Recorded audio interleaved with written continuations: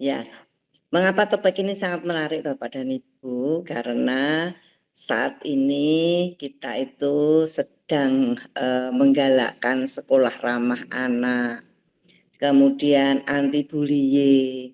Ya, anti bullying itu diantaranya apa? Diantaranya adalah bagaimana kita bisa berkata-kata, berperilaku yang positif. Ya, kata-kata, kalimat-kalimat yang mana bagi anak itu nanti yang bermanfaat, memberikan motivasi pada anak. Sama-sama mengeluarkan kata-kata, kalau kata-kata itu membangun, maka kata-kata itu akan sangat bermanfaat bagi anak-anak didik kita. Nah, kata-kata yang bagaimana? Ya, yang harus kita lakukan. Di antaranya apa? Di antaranya membangun komitmen antara orang tua, sekolah, dan siswa. Dalam hal ini misalkan apa Bapak Ibu, misalkan pembuatan tata tertib.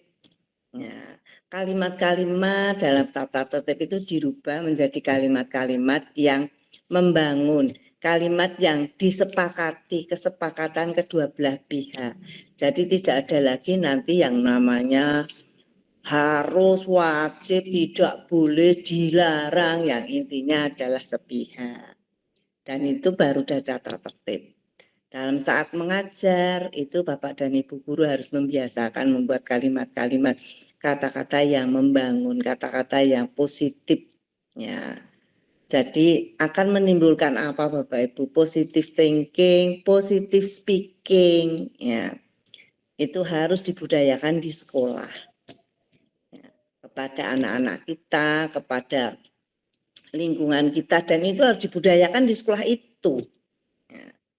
Dan ini best practice karena saya lihat memang di SMK Negeri Matese sudah banyak berubah, sudah mengarah ke situ. Ya, sebentar, ada tamu.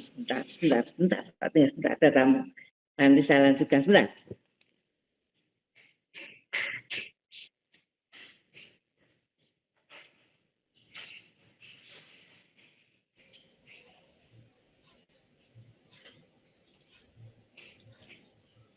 Ya, jadi ini kesempatan pada malam hari ini berbagi, berdiskusi tentang bagaimana kita melakukan disiplin positif. Jadi mendisiplinkan anak itu tidak harus dengan marah-marah, tidak harus dengan punishment, tidak harus dengan kata-kata yang keras, ya, seperti itu. Nah itu bagaimana? Ya, kita bisa nanti kita dengarkan paparan dari narasumber atau sebagai best practice pada malam hari ini, yaitu Bu siapa? Lupa terus namanya. Bu Septi, ya. Itu dari saya. Terima kasih. Selamat berwebinar. Ini nanti dilanjutkan webinar-webinar berikutnya. Dan ini harus dibudayakan belajar seperti ini. Ya, belajar seperti ini. Kan ini tidak terlalu lama, hanya memakan waktu sebentar. Ya, nanti saya dengarkan ini. Saya dengarkan, nanti saya ikuti. Ya, monggo silakan, selamat berwebinar. Terima kasih atas kesempatan yang diberikan kepada saya. Saya mengikuti, ya, walaupun nanti tidak on cam ya, karena ada tamu. Itu ya, terima kasih sekali. Selamat berwebinar. Ya, salam sukses. Ya, Bu. Terima kasih, Ibu. Ya, sama-sama.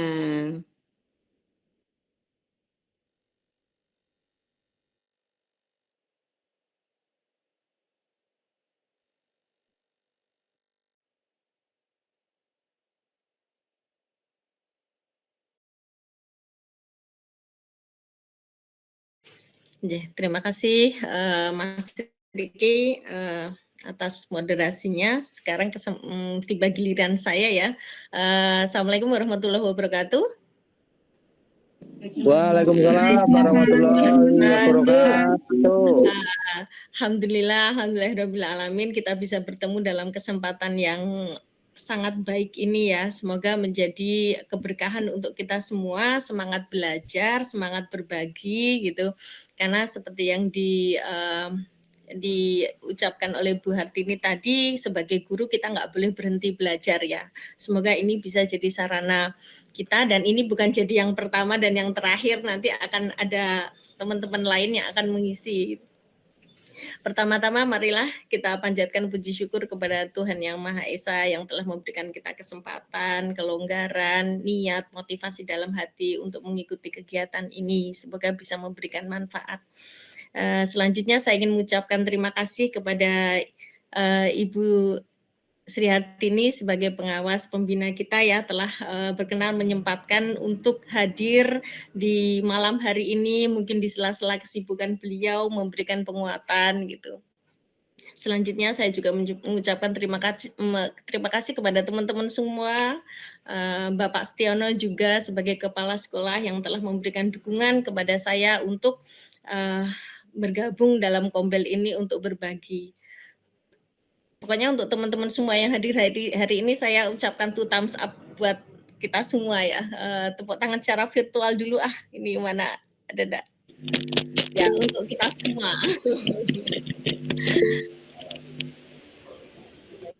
Oke. Budul virtual iki nek sing tepuk tangan iki ra iso. Lah wong anu ra ketok. Wis pokoke saya tepuk tangan ya. Nggih, Ibu.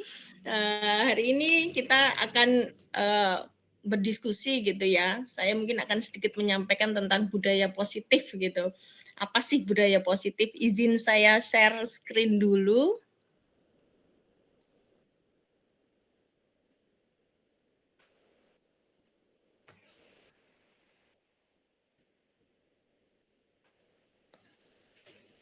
Oke, budaya positif itu kalau kita lihat dari kata budaya itu sesuatu yang biasa dilakukan ya, sudah menjadi karakter, sudah menjadi kebiasaan, bahkan sudah mengurat syaraf gitu sehingga tidak sadar telah dilakukan. Nah, ini digabungkan dengan kata positif. Positif itu artinya bagus, baik gitu ya, dan ada sisi penghargaan di sini gitu ya. Nah, untuk selanjutnya, kalau secara definisi sih, budaya positif itu adalah sebuah usaha untuk menciptakan suasana yang mendorong perilaku, sikap, dan nilai-nilai positif. Dalam konteks sekolah, budaya positif berarti menciptakan lingkungan di mana siswa, guru, dan staf merasa dihargai, didukung, dan termotivasi untuk mencapai tujuan bersama. Jadi seluruh warga sekolah itu memiliki sikap yang positif ya, saling menghargai, tidak menimbulkan rasa ketakutan antara satu dengan yang lain, artinya murid tidak takut kepada guru, guru juga tidak takut kepada kepala sekolah, tetapi yang ada adalah membangun sebuah perilaku, sikap, nilai yang positif dalam rangka mewujudkan tujuan dari pembelajaran itu sendiri atau pendidikan. Septi, J, slide-nya kok kita nggak kelihatan ya? Apa punya saya sendiri ya? oh nggak kelihatan J? Kelihatan, Bu. Jadi teman-teman yang lain mungkin sinyalnya ya Putri ya. Kelihatan ya. Kelihatan, Bu. Ya udah tak ganti HP aja. Semua. Terlihat Putri jenengan kok lemes banget. J. Oke, boleh saya lanjut nggih? Supaya efisien nanti dan efektif waktunya. Kita akan mulai budaya positif ini dengan kata disiplin. Tentu kata disiplin ini sudah sangat akrab di telinga kita ya. Sebagai seorang guru, kita pasti inginnya menerapkan kedisiplinan di sekolah. Supaya apa? Supaya tercipta sebuah keteraturan gitu. Karena ketika ada keteraturan, di situ akan menciptakan sebuah kondisi yang kondusif bagi anak-anak untuk belajar. Tapi sayangnya ternyata bagi anak-anak kata disiplin itu justru bermakna berbeda dari yang kita inginkan gitu. Mereka menganggap disiplin itu sebagai peraturan yang memaksa, hukuman yang akhirnya menyebabkan ketidaknyamanan. Nah, ini berarti kan nggak sinkron ya. Padahal sebenarnya dari asal katanya Disiplin itu berasal dari bahasa Latin ya, disiplina gitu. Artinya itu belajar. Nah, ayo siapa Bapak Ibu di sini yang sudah tahu kira-kira kok disiplin itu ternyata artinya belajar? Ada yang sudah pernah mendengar sebelumnya? Apa Pak Yu? Oh iya. Belum. Nah, ini sangat bagi saya pertama mempelajari ini juga sangat mengejutkan ya, ternyata disiplin itu artinya adalah belajar. Sangat dekat dengan pendidikan. Nah, menurut Ki Hajar Dewantara, Bapak Pendidikan kita, untuk mengantarkan pendidikan yang merdeka itu ternyata anak harus memiliki sikap disiplin diri yang kuat. Nah, di sini disiplin ini dilekatkan dengan kata diri. Maksudnya gimana gitu ya. Nah, menurut Diane Gosden, seorang pakar pendidikan yang sudah membuat teori restitusi, disiplin diri itu adalah usaha untuk mempelajari. Saya underline ya, ada kata belajar di sini. Bagaimana cara kita mengontrol diri dan bagaimana menguasai diri untuk memilih tindakan yang mengacu pada nilai-nilai yang kita hargai. Berarti ini dorongannya adalah dari dalam diri sendiri, bukan dari peraturan, bukan dari ancaman hukuman, atau bukan dari iming-iming penghargaan. Nah, dan di sini ada kata nilai-nilai yang kita hargai. Nilai-nilai ini berasal dari nilai-nilai kebaikan universal, misalkan seperti tanggung jawab, kemanusiaan, saling menghormati sesama, gitu. Nah, berarti disiplin diri ini artinya sangat luas, dan kalau sudah bisa dilaksanakan akan sangat membuat seseorang itu karakternya sangat kuat. Nah, sebelum kita bahas lagi ke sana, saya ingin mendiskusikan sebuah pertanyaan. Sebenarnya tujuan kita melakukan suatu tindakan itu apa sih? Apakah karena kita ingin menghindari hukuman atau ketidaknyamanan, atau apakah untuk mendapatkan imbalan atau penghargaan, atau yang ketiga, apakah untuk menjadi pribadi yang kita inginkan. Saya akan memberi contoh real ya. Kita sebagai guru misalkan, ketika kita berangkat ke sekolah, masuk ke kelas sesuai dengan jam, tepat waktu gitu kita masuknya. Kita melakukannya itu untuk apa? Apakah untuk menghindari teguran dari kepala sekolah, atau untuk mendapatkan mungkin pujian dari teman-teman sejawat, atau apakah karena kita percaya bahwa itu merupakan tanggung jawab kita sebagai seorang pengajar. Dulu ketika kita memilih profesi ini, kita merasa memang kita harus melaksanakannya sesuai dengan aturan yang ada. Kira-kira siapa ya yang mau berpendapat? Kalau ada yang masuk kelas tepat waktu itu kira-kira di antara 3 itu mana ini yang paling dominan? Monggo Bu Erni, mungkin Bu Erni mau menjawab. Bu Erni yang mana kira-kira, yang 1, 2 atau yang 3? Kalau saya ketiganya tidak ada, Bu Septi. Oh, terus apa? Artinya katakanlah apa yang ditanyakan Bu Septi tadi, bahwa kedisiplinan itu sudah bukan berarti saya gimana-gimana, itu sudah mendarah daging gitu loh. Oke. Artinya Berarti yang ketiga Ibu Erni, jenengan sudah menganggap itu sebagai nilai yang sudah dimiliki gitu. Oh gitu ya. Iya. Artinya kalau tidak tepat waktu itu kayak aduh gimana sih gitu, rasanya kayak bersalah sendiri gitu loh Bu Sep. Nah, Gitu. kalau itu yang sudah terjadi, yang sudah dirasakan, artinya Bu Erni melakukan suatu tindakan itu dalam rangka menjadi pribadi yang kita inginkan. Karena kalau kita menyalahi nilai-nilai yang kita yakini, pasti ada rasa bersalah di dalam hati kita. Ada perasaan tidak nyaman gitu. Oke, terima kasih Bu Erni. Saya lanjut. Nah, baik untuk menghindari hukuman ataupun mendapatkan imbalan itu merupakan dorongan atau motivasi eksternal. Ya, motivasi eksternal itu sifatnya temporer dan tergantung pada rangsangan dari luar.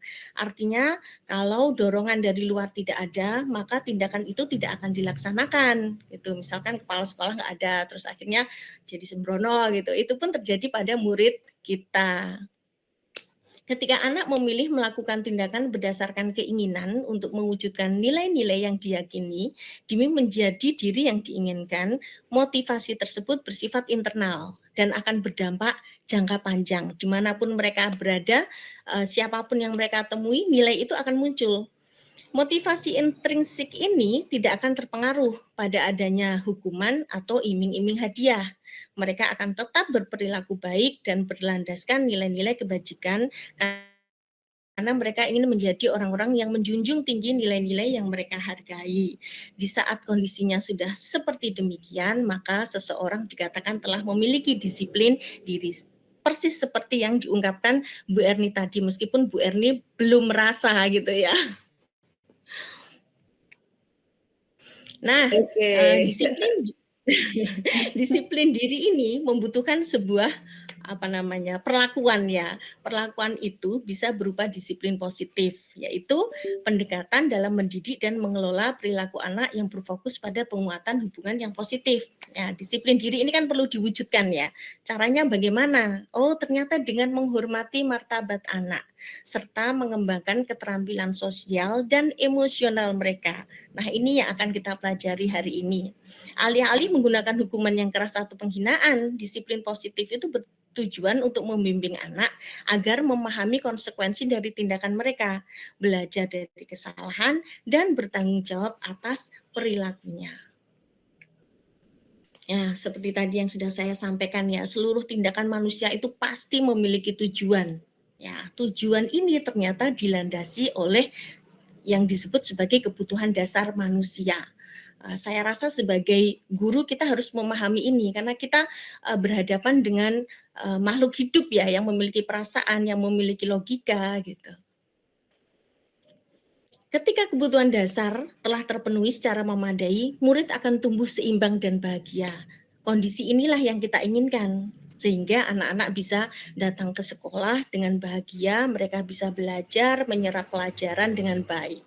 Namun sebaliknya, ketika kebutuhan tersebut kurang terpenuhi, murid akan cenderung mengembangkan emosi negatif, bahkan melakukan perbuatan yang bertentangan dengan nilai kebajikan dan melanggar peraturan.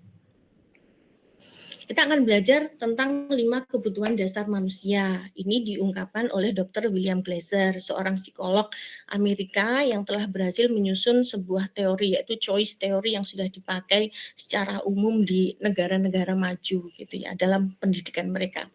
Yang pertama, kebutuhan yang dasar adalah kebutuhan bertahan hidup. Kemudian kebutuhan akan kasih sayang dan diterima, kebutuhan akan penguasaan, kebutuhan akan kebebasan, dan yang terakhir adalah kebutuhan akan kesenangan. Saya sering mendengar Bapak Ibu guru berdiskusi di kelas, di kantor gitu ya. Kita membicarakan tentang anak-anak gitu ya. Dan saya pernah mendengar, saya boleh menyebut nama ya di sini. Saya mendengar Bu Nisa berkata, kayaknya si A itu kurang terpenuhi kebutuhannya A atau B gitu. Wah, ternyata Bu Nisa sudah paham tentang hal itu gitu ya. Nah, kita juga perlu memahami itu supaya kita memandang anak itu tidak seperti mesin gitu ya. Ketika ada kesalahan itu dikira error gitu. Oke, saya akan mulai dari kebutuhan yang paling dasar, yaitu kebutuhan untuk survival atau bertahan hidup. Ini terkait dengan kebutuhan fisiologis ya, makanan, pakaian, tempat tinggal. Tentu ini adalah kewajiban orang tua untuk menyediakannya. Nah, bagaimana mungkin murid kita itu akan bisa belajar dengan nyaman di sekolah ya ketika perut mereka lapar, ketika mereka gelisah, rumah mereka mungkin rusak, roboh, atau bahkan tidak memiliki tempat tinggal. Namun ternyata kebutuhan bertahan hidup ini juga meliputi kebutuhan akan rasa aman dan selamat dari berbagai ancaman. Nah, ini peran kita sebagai guru. Sekolah itu kan, anak-anak berada di sekolah itu kan lama ya, hampir berapa jam ya? 8 jam ada ya. Nah, di sini peran kita bisa membangun lingkungan belajar yang aman, bebas dari ancaman bullying, baik verbal maupun fisik. Ini sering jadi bagiannya Mas Riki ya. Gimana agen bullying-nya gimana ini kabarnya Mas Riki? Iya. Hanya perlu, kadang harus dimasukkan ke dalam kegiatan-kegiatan, yang apa namanya, tentang di ini ya, apa, aktualisasi diri misalkan pada waktu jeda atau peringatan-peringatan itu. Saya senang sekali, apa namanya, kalau ada kegiatan seperti demikian membuat anak itu menjadi lebih pede gitu.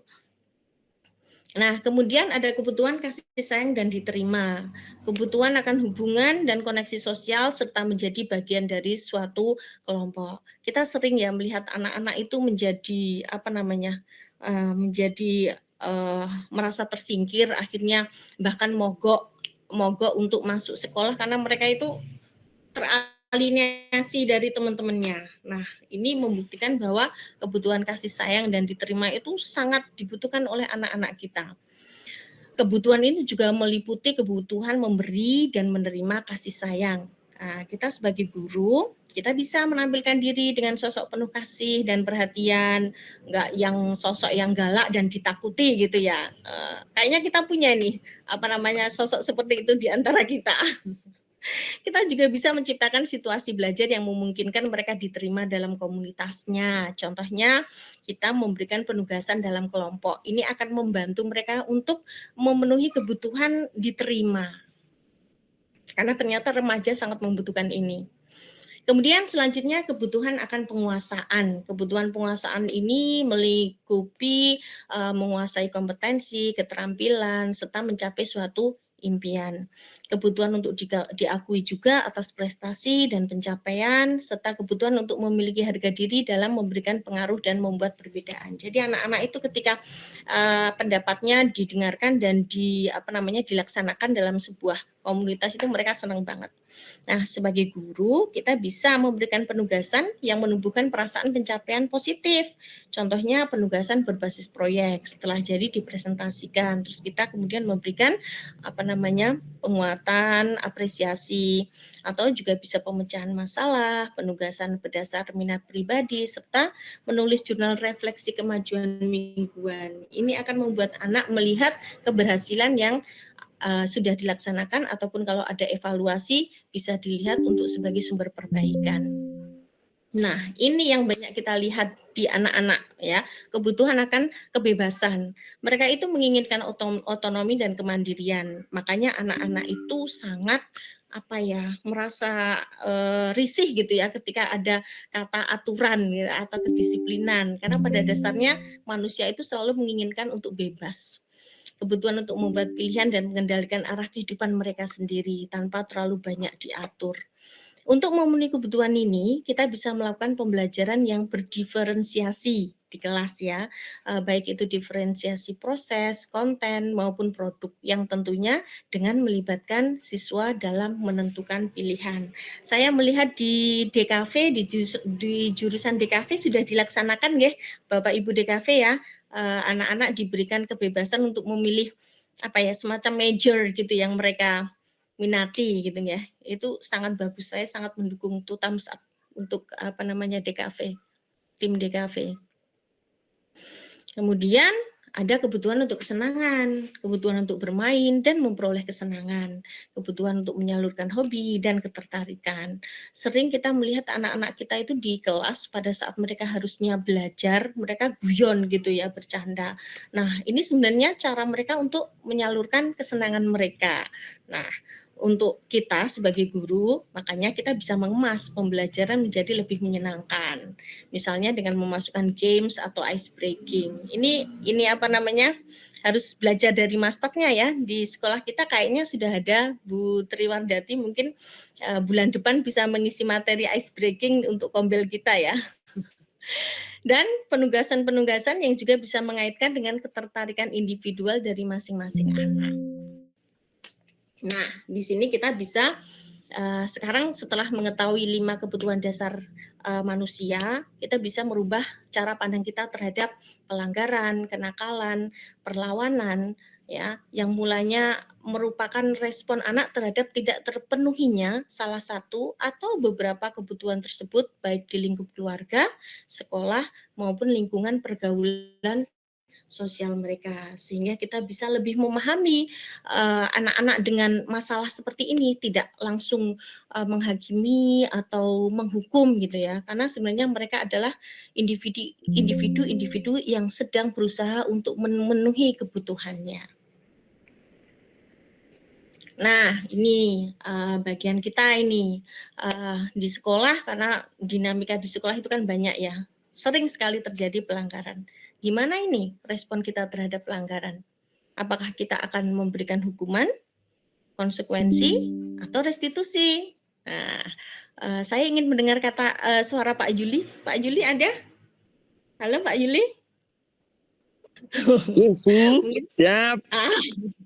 Pak Yuli ini sedikit diskusi. Pak Yuli kalau merespon pelanggaran kira-kira yang mana ini Pak Yuli? Hukuman, konsekuensi, atau restitusi ini Pak Yuli? Konsekuensi aja, Bu. Oh sip, ya oke. Konsekuensi itu pun sudah bagus gitu ya, daripada yang hukuman itu. Yuk coba kita pelajari ketiganya ya. Pasti ada bedanya karena dibuat 3 terpisah itu pasti berbeda. Ya, di sini bedanya. Hukuman itu kata-kata yang dipakai seorang guru ketika memberikan hukuman itu biasanya gini, peraturannya adalah bla bla bla dan kamu harus bla bla bla. Awas kalau dilakukan lagi ya, nanti awas kamu, tak awasi kamu. Nah, itu. Nadanya mengancam ya, seringnya dengan bahasa tubuh berkaca pinggang ya itu ya, yang seperti ini. Kemudian dengan wajah yang seram. Ternyata efek hukuman ini akan menyakiti siswa, khususnya secara psikologis ya. Mereka menjadi takut akan yang namanya aturan, karena aturan selalu menghasilkan sebuah ketidaknyamanan dan identitas mereka pun menjadi identitas gagal karena mereka dianggap sebagai pelanggar aturan. Nah, beda lagi dengan konsekuensi seperti yang dikatakan Pak Yuli tadi. Ya, konsekuensi adalah gini, apa peraturannya? Nah, peraturannya misalkan berangkat ke sekolah sebelum jam 7. Nah, kalau dilanggar konsekuensinya apa? Gitu. Mampukah kamu melakukannya? Gitu. Ketika dilaksanakan, guru akan mengatakan terima kasih karena ini memang adalah ada suatu peraturan, ada pemenuhannya. Tapi ini juga masih sangat instruktif ya, meskipun konsekuensi ini berbeda dengan hukuman ya. Tadi saya lupa membahas ini. Hukuman itu biasanya tidak berkorelasi langsung dengan pelanggaran. Sedangkan konsekuensi sudah, contohnya hukuman itu kalau ada siswa kita yang terlambat, kita menyuruhnya untuk lari lapangan gitu ya. Sebenarnya ini nggak ada korelasinya. Apa hubungannya telat dengan lari gitu ya. Kalau konsekuensi biasanya di awal itu sudah ada kesepakatan peraturan A berarti konsekuensinya B dan sudah ada korelasi. Contohnya misalkan keterlambatan itu akan diberikan konsekuensi nanti istirahat, mereka tidak bisa menikmati istirahat itu karena untuk mengganti waktu terlambat. Nah, itu yang konsekuensi. Di sini efek positifnya adalah anak menghargai peraturan gitu ya, karena dimanapun kan mereka akan bertemu peraturan. Namun sayangnya di sini tidak ada pelibatan nilai-nilai, jadi mereka hanya sekedar mengikuti peraturan. Akibatnya ketika pengendali aturan itu tidak hadir, biasanya mereka tidak akan melaksanakan aturan tersebut karena motivasinya tidak dari internal. Sedangkan restitusi, ini mungkin hal baru ya, nanti kita akan bahas lebih dalam tentang restitusi ini di akhir diskusi. Kalimat yang digunakan guru yang menggunakan gaya restitusi ini, apa yang kamu yakini gitu ya. Jadi siswa diarahkan kepada keyakinan yang dia miliki. Apa yang bisa kamu lakukan untuk memperbaiki masalah ini? Jadi guru tidak memberikan solusi, tapi menggiring siswa untuk mencari solusi sendiri untuk memperbaiki atau menebus masalah yang telah dia lakukan. Nah, ini yang terakhir ini menarik menurut saya. Apakah hal ini yang sesungguhnya ingin kamu lakukan? Ini kayak mengulik perasaan ya. Emangnya kamu pengen ya telat terus gitu kan? Terus akhirnya akan muncul penyadaran dalam diri siswa. Oh enggak ya, sebenarnya aku juga enggak pengen telat gitu. Nah di situ dulu ya. Sebelum pindah, saya ingin menunjukkan hukuman itu karena tadi menyakiti sifatnya negatif ya, sedangkan konsekuensi itu netral tapi belum terlalu efektif karena tidak melibatkan motivasi internal, sedangkan restitusi ini lebih positif karena bisa menimbulkan tanggung jawab. Kita akan bicarakan itu di lebih lanjut. Nah, menurut Dr. William Glasser, guru mengontrol siswa melalui hukuman atau imbalan itu adalah sebuah ilusi. Nah, ilusi itu kan nggak benar ya, hanya pandangan aja tapi nggak nyata.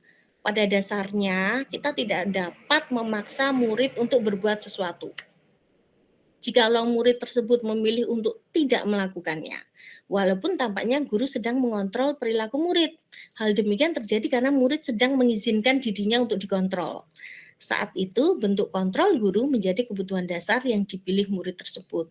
Teori kontrol memang menyatakan bahwa semua perilaku itu memiliki tujuan, bahkan terhadap perilaku yang tidak disukai. Yang saya garis bawahi di sini adalah sebenarnya kita tidak punya kontrol terhadap orang lain, bahkan kepada murid kita. Yang satu-satunya pihak yang bisa kita kontrol ya sebenarnya diri kita sendiri. Dan itu harusnya disadarkan kepada anak-anak. Nah, namun untuk memberikan gambaran yang lebih jelas, biasanya atasan atau mungkin posisinya seperti kita guru dan murid, biasanya mengambil 5 posisi kontrol. Meskipun tadi sudah saya sampaikan kontrol itu sebenarnya ilusi. Nah, yang pertama adalah posisi kontrol penghukum, yang kedua pembuat rasa bersalah, yang ketiga teman, yang keempat pemantau, dan yang kelima ini adalah manajer. Supaya saya tidak terlalu banyak ngomong gitu ya, saya ingin memutarkan sebuah video sebagai ilustrasi supaya lebih gimana ya, ada gambaran gitu ya. Ini semoga bisa berputar ya di gawai Bapak Ibu semua. Ini tipikal penghukum ya. Sebelumnya bisa disaksikan ya Bapak Ibu? Bisa. Ini menarik, mohon diperhatikan baik-baik.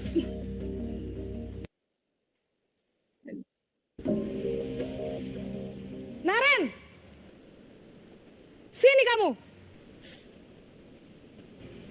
Selamat pagi, Bu. Selalu terlambat. Kamu deh, pasti terlambat. Maaf, Bu. Saya... Apa coba? Alasan kamu apa lagi? Kapan sih kamu tidak terlambat? Malas sekali ya kamu jadi anak. Saya... Dasar pemalas. Gak kapok-kapok sih kamu. Sudah berapa kali terlambat? Sana, kamu keliling lapangan basket 2 kali. Kenapa saya harus keliling lapangan basket, Bu? Kenapa? Kamu mau lawan ibu? Berani-beraninya jawab. Sudah terlambat, masih berani jawab pula. Sekarang, keliling lapangan basket 5 kali sekalian. Biar kapok. Cepat. Pergi sana ke lapangan basket. Nah, oke. Semoga kita tidak pernah melakukan hal ini ya kepada anak ya. Kalau kita lihat di posisi penghukum ini, gaya bicaranya menghardik, membentak, berkaca pinggang dan menunjuk-nunjuk, bahkan cenderung menghakimi gitu ya. Anak atau murid tidak diberikan kesempatan untuk menjelaskan gitu. Nah, hukuman itu bisa berupa verbal maupun fisik ya. Contohnya Bu Guru tadi bahkan memberikan hukuman dua-duanya karena memberikan perkataan dasar pemalas kamu malas sekali jadi anak gitu kan. Nah, hukuman fisiknya berupa lari keliling lapangan tadi yang mulanya 2 justru menjadi 5 karena murid berusaha untuk membela diri. Dampaknya murid cenderung memberontak dan bahkan menjadi pendendam gitu ya. Tentunya kita nggak mau ya ada perasaan dendam di antara kita dan murid kita. Murid juga menjadi tidak suka pada guru yang menghukum. Nah ini parahnya lagi, selain guru yang tidak disukai, mereka jadi nggak suka sama pelajaran yang diampunya. Wah ini musibah ini ya. Oke, selanjutnya kita akan menonton video dari posisi membuat merasa bersalah.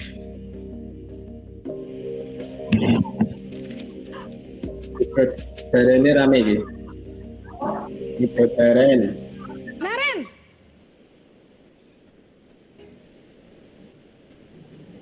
Selamat pagi, Bu. Naren, kamu kenapa terlambat lagi, nak?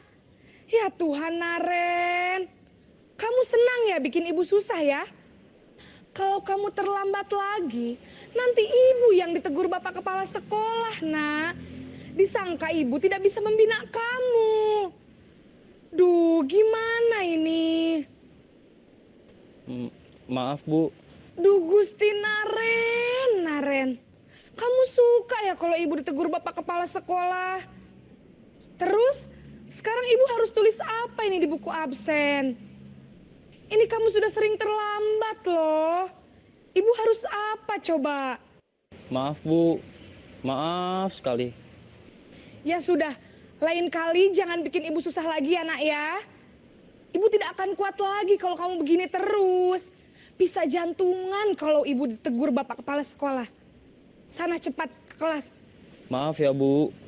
Maaf sekali. Nah, ini posisi pembuat rasa bersalah itu juga tidak sama, maksudnya sama parahnya lah dengan posisi penghukum ya. Meskipun suaranya itu lembut, cenderung tenang, bahkan memelas gitu ya. Namun kata-kata yang digunakan itu menyalahkan murid, sehingga murid ditempatkan pada posisi yang buruk atau tidak berharga. Kenapa? Karena dia menjadi tidak mampu membahagiakan orang lain, bahkan menyusahkan. Tadi ibu guru mengatakan bisa jantungan ibu kalau ditegur sama kepala sekolah gitu ya. Nah, dampaknya murid menjadi mengembangkan identitas gagal dalam dirinya. Akibatnya dia merasa rendah diri dan akhirnya bisa jadi menarik diri dari lingkungannya karena dia nggak pantas untuk diterima di lingkungannya. Begitu, lanjut lagi. Ini posisi teman ya.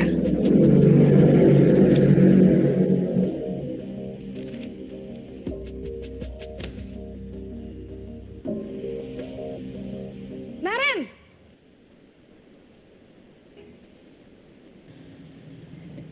Selamat pagi, Bu. wah sudah jam berapa ini nak? Terlambat lagi ya sayang. Iya, Bu. Habis ibu saya lupa bangunkan saya, Bu. Kamu malah menyalahkan ibu kamu. Kamu bukannya anak yang larinya paling kenceng. Kok terlambat sih? Iya, Bu. Saya memang terlambat bangun tadi. Jadi, biarpun saya lari kencang, tetap gak kekejar, Bu. Ya sudah sana. Nanti lain kali larinya lebih kenceng lagi ya. Biar gak terlambat lagi. Bikin seneng ibu. Demi ibu. Bisa kan? Bisa lah, Bu. Ya sudah sana masuk kelas. Ibu beresin urusan absen kamu. Kamu ini ada-ada saja. Oke, ini beda banget ya dengan yang kedua tadi. Saya itu kagum banget sama mbaknya, itu pinter banget aktingnya, bisa berganti-ganti peran. Di posisi teman ini nada bicara yang digunakan tenang, santai, bahkan sering melibatkan candaan dan gurauan. Ini digunakan untuk apa? Untuk menjaga suasana akrab. Karena memang guru di sini menempatkan sebagai teman yang posisinya sama gitu dengan murid. Tentunya murid akan merasa senang, merasa aman bersama dengan guru seperti ini dan merasa akrab. Nah, ini sering terjadi pada guru-guru dengan usia yang relatif muda ya, karena masih nyambung gitu usianya. Tapi dampaknya hati-hati, murid menjadi tergantung pada guru tertentu dan bersikap tidak mandiri. Meskipun murid sudah mengembangkan identitas berhasil, namun hanya kepada guru yang disukai saja. Dia hanya akan bersikap baik, bersikap menurut, taat gitu hanya pada guru tersebut dan tidak pada guru lain. Akhirnya ketika guru yang disukai tidak hadir, murid kemungkinan besar tidak akan menunjukkan perilaku yang baik. Nah, selanjutnya ada posisi pemantau atau monitor.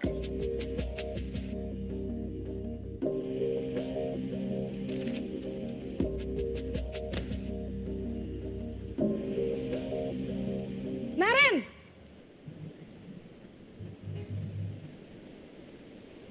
Selamat pagi, Bu. Naren, apa peraturan sekolah kita tentang jam berapa kita harus masuk sekolah, nak? Kita harus di sekolah jam 7, Bu. Iya betul, sekarang sudah jam 7.20. Naren sudah tahu konsekuensinya jika terlambat hadir. Paham Bu, saya harus tinggal kelas pas jam istirahat selama 20 menit. Iya benar, konsekuensinya demikian.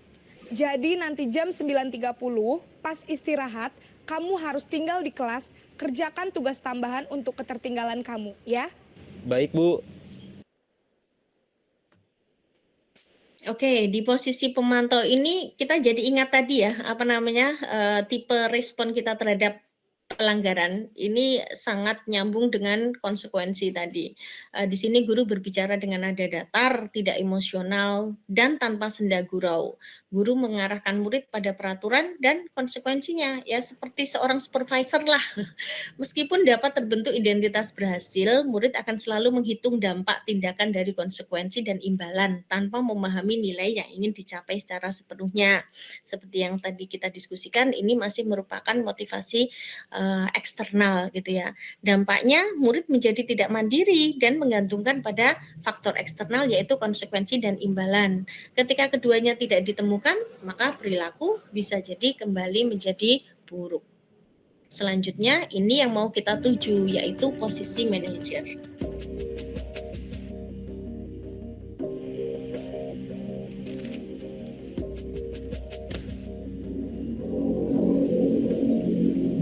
Naren,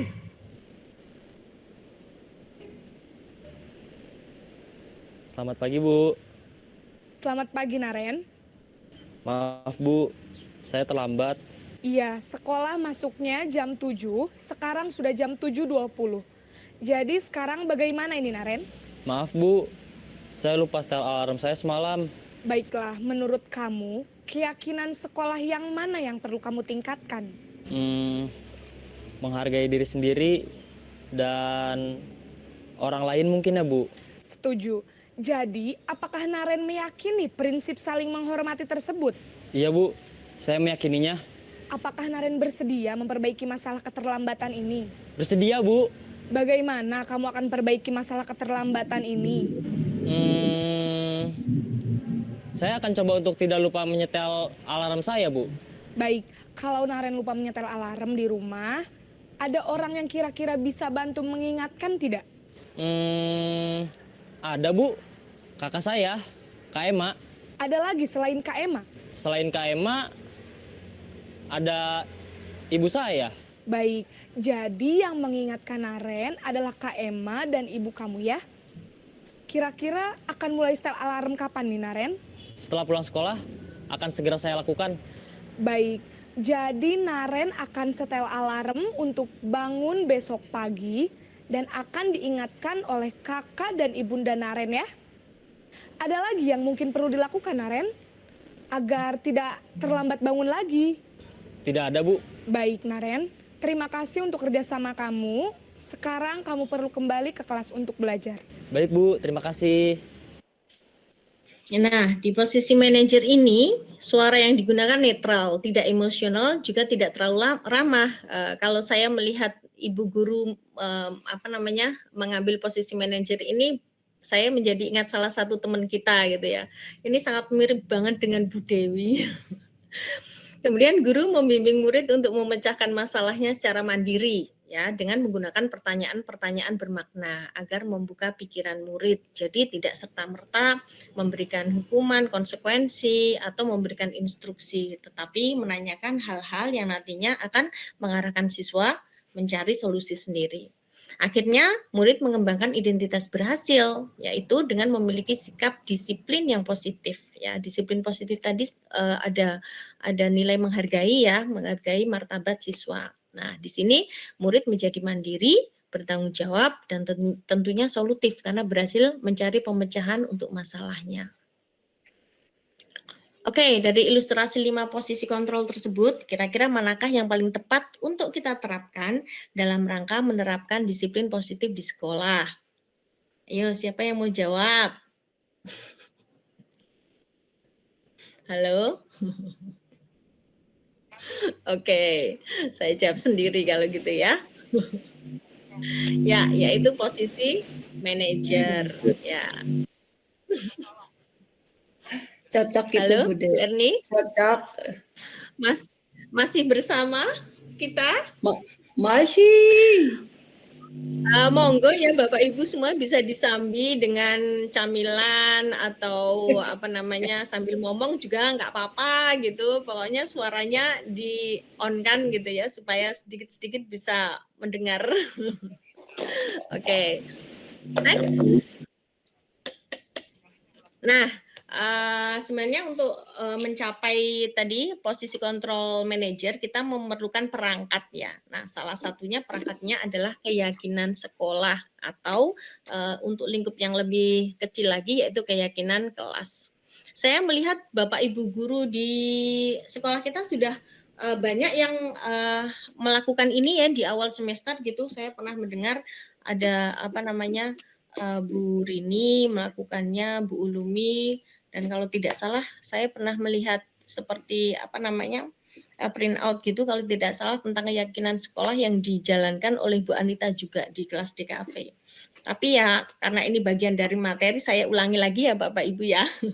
Keyakinan sekolah atau kelas merupakan seperangkat nilai-nilai yang dipilih. Nah, kan ini nilai-nilai lagi ditampilkan karena ini sebagai dasar.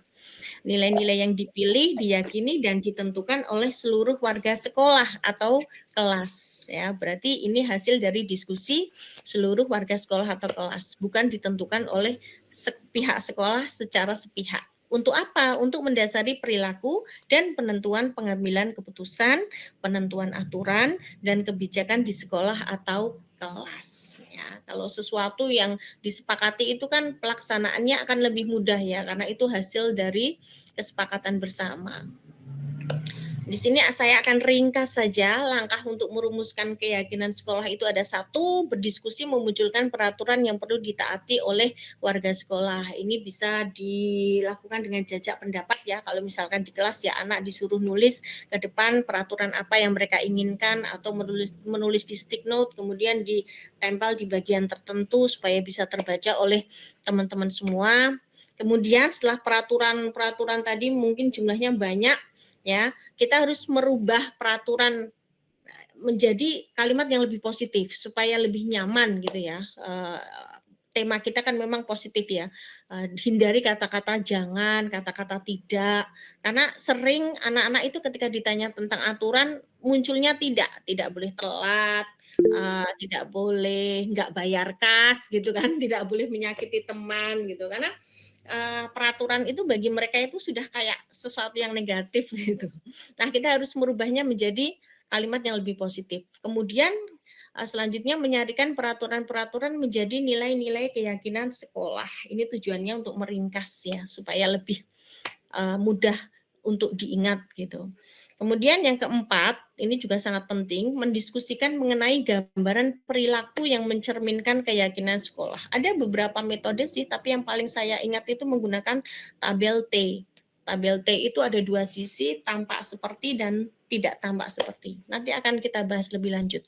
Dan yang kelima adalah berdiskusi mengenai peran seluruh warga sekolah. Karena warga sekolah itu kan terdiri dari kepala sekolah, guru, murid, staf apa namanya TU atau kependidikan itu memiliki peran masing-masing yang pastinya nggak akan sama gitu. Dan yang keenam adalah meninjau ulang keyakinan sekolah atau kelas dari waktu ke waktu karena aturan itu bisa bersifat dinamis ya karena adanya perubahan, adanya penyesuaian nggak masalah kalau dirubah. Nah, ini saya ingin membagikan aksi nyata menyusun keyakinan kelas di kelas 11 DKV 3 ini kebetulan kelas yang saya walikan ya, artinya saya wali kelasnya gitu. Saya bersyukur tahun ini saya diberi kesempatan untuk menjadi wali kelas. Terima kasih Pak Haryo, terima kasih Mbak Rini, terima kasih Mas Ferry nggih. Yang pertama harus dilakukan adalah tadi sesuai dengan urutan tadi menuliskan aturan dulu yang ingin disepakati. Semua siswa saya berikan kesempatan untuk nulis sehingga papan tulis itu akhirnya penuh gitu ya tentang aturan. Dan uniknya lagi ada sebuah aturan yaitu tidak datang terlambat ke kelas itu muncul dari seseorang yang sering terlambat. Jadi dia menuliskan aturan untuk tidak terlambat meskipun dia adalah orang yang melakukannya paling sering gitu. di kelas saya. Tapi kayaknya sekarang sudah insyaf. Terus selanjutnya tadi ya, merubah aturan menjadi kalimat yang lebih positif. Ini saya ambil contoh saja yang setipe gitu. Ya, yaitu ada 4 saya ambil meskipun kenyataannya banyak yang dituliskan anak-anak. Anaknya itu ternyata ini ya, apa kalau diberi kesempatan itu idenya banyak keluar. Yang pertama adalah tidak datang terlambat ke kelas, tidak terlambat mengumpulkan tugas. Loh, ini muncul dari anak-anak loh, bayangkan. Tidak mencontek dan melakukan plagiarisme, selalu fokus pada pembelajaran. Ini kan banyak negatifnya ya, tidaknya aja ada 3. Bersama siswa kita ubah ini menjadi lebih positif, yaitu tidak datang terlambat, kita ganti tepat waktu hadir di kelas serta tepat waktu hadir di kelas serta dalam mengumpulkan tugas ya. Ini poin 1 dan 2. Kemudian tidak mencontek, kita ubah menjadi mengerjakan ulangan dengan jujur dan menjaga orisinalitas dalam menyusun tugas. Kemudian selalu fokus pada pembelajaran disesuaikan menjadi menghadirkan diri untuk mengikuti pelajaran dengan seutuhnya. Karena sering anak-anak itu kelihatannya perhatiannya ke depan gitu, ke Bapak Ibu guru, tapi ternyata pikirannya kemana gitu. Atau ketika gurunya lengah langsung ngecek HP gitu kan. Nah, kemudian kita menyarikan nilai yang diinginkan. Kita kumpulkan itu peraturan-peraturan yang mewakili nilai yang sama. Contohnya 3 peraturan tadi, tepat waktu mengumpulkan tugas, mengerjakan ulangan, dan menghadirkan diri ini mewakili nilai etos bekerja. Nah, kemudian kita buat menjadi kalimat yang ringkas, mudah diingat, sehingga nanti ketika terjadi pelanggaran, misalkan kita bisa segera balik ke situ lagi, yaitu kami meyakini bahwa sangat penting untuk mengerjakan segala pekerjaan atau mengikuti kegiatan yang telah ditugaskan. Nah, kemudian supaya keyakinan kelas ini gampang untuk dirujuk gitu ya, kita nggak bisa ya masang di tembok ya, karena kelas kita kan selalu moving gitu ya. Ini spesialnya SMK Negeri Matesih itu selalu moving class gitu dan unpredictable gitu di mana. Makanya seringnya info kelas ini di mana gitu ya. Makanya solusinya adalah kita bersepakat dengan anak-anak gitu. Kita letakkan keyakinan kelas itu, ini yang bikin anak-anak ya pakai Canva di profil WhatsApp grup kelas gitu ya. Sehingga setiap saat bisa dilihat gitu. Karena HP itu kan benda yang paling banyak disentuh anak-anak dan kita juga mungkin. Ini kalau mau dilihat secara singkat ada 4 kesepakatan yang telah kami buat, yaitu mengerjakan segala pekerjaan atau mengikuti kegiatan yang telah ditugaskan seperti tadi yang saya contohkan, menjaga kebersihan dan kenyamanan kelas, selalu menjaga nama baik kelas, dan menjalankan kewajiban beragama dengan tulus dan tertib. Ternyata anak-anak itu peduli loh dengan pelaksanaan ibadah teman-temannya sampai muncul seperti itu. Nah, setelah itu nggak berhenti ya, kita harus mendiskusikan gambaran perilaku yang mencerminkan keyakinan yang telah dirumuskan supaya anak-anak memiliki gambaran yang lebih real.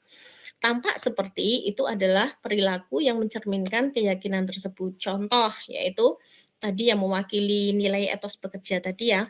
Tekun bekerja dan menyimak guru, tidak tampak sepertinya tidak mendengarkan guru dan acuh tak acuh, tampak sepertinya memberikan hasil terbaik dan tidak tampak sepertinya asal-asalan mengerjakan tugas dan selanjutnya. Begitu, ini akan membuat anak-anak itu paham yang boleh atau yang sesuai dan yang tidak sesuai dengan nilai itu seperti apa. Kemudian seperti yang telah saya sampaikan di depan, kita harus juga mendefinisikan tugas atau peran dari warga. Kalau ini saya mencontohkan kelas ya. Di sini contohnya guru, tugasnya itu mengajar dan mendidik, tapi bukan menyakiti atau disakiti. Guru tugasnya mengatur kelas, tapi bukan untuk memaksa murid belajar. Guru menegakkan keyakinan kelas gitu ya, bukan sekolah, tapi tidak bertugas merapikan barang-barang murid gitu. Ini mungkin ini ya untuk anak-anak yang ini sih di kelas itu sering saya masuk ke kelas itu meja guru itu berantakan sekali ya. Jadi kayak anak-anak itu nggak punya sense of kerapian gitu. Memandang sesuatu yang nggak rapi biasa aja. Kemudian murid gitu, ini yang penting ini. Murid itu tugasnya adalah mencoba dan belajar. ya, bukan menyakiti atau disakiti, sama dengan guru tadi. Mengikuti peraturan bukan mengeluh, menjalankan keyakinan bukan merusak barang pribadi orang lain dan yang lain sebagainya. Nah, selanjutnya mungkin untuk frekuensi waktu tertentu kita bisa meninjau dan menyesuaikan keyakinan kelas. Memang kalau diperlukan kita bisa tawarkan ke anak-anak, ada peraturan yang mau disesuaikan atau ada aturan yang dikurangi atau ditambah gitu ya. Ini akan membuat anak-anak itu memiliki kebebasan pilihan ya. Seperti tadi kita berusaha untuk memenuhi kebutuhan dasar mereka. Oke, sekarang bagaimana ketika keyakinan yang telah dirumuskan atau disepakati itu sudah ada gitu ya, tapi ternyata pelanggaran tetap terjadi. Apa yang harus kita lakukan? Karena potensi pelanggaran itu dimanapun akan ada. Nah, ya ini sarannya ini dari pendidikan guru penggerak. Ambil peran kontrol sebagai manajer dan jalankan skenario segitiga restitusi. Loh tadi restitusi kenapa sekarang jadi segitiga gitu ya? Karena ini versi lengkapnya ya. Oke, segitiga restitusi bisa jadi ada teman-teman yang masih belum familiar ya dengan istilah ini. Merupakan suatu proses dialog yang dijalankan oleh guru agar dapat menghasilkan murid yang mandiri dan bertanggung jawab. Guru mendorong munculnya motivasi intrinsik murid untuk menebalkan nilai-nilai kebajikan yang sebelumnya telah diyakini. Lagi-lagi nilai-nilai kebajikan yang diyakini ini dimunculkan ya, karena sangat kental sekali atmosfer keyakinan itu di dalam budaya positif. Kenapa sih disebut segitiga? Karena memang dia punya 3 sisi gitu ya. Sisi yang pertama adalah menstabilkan identitas.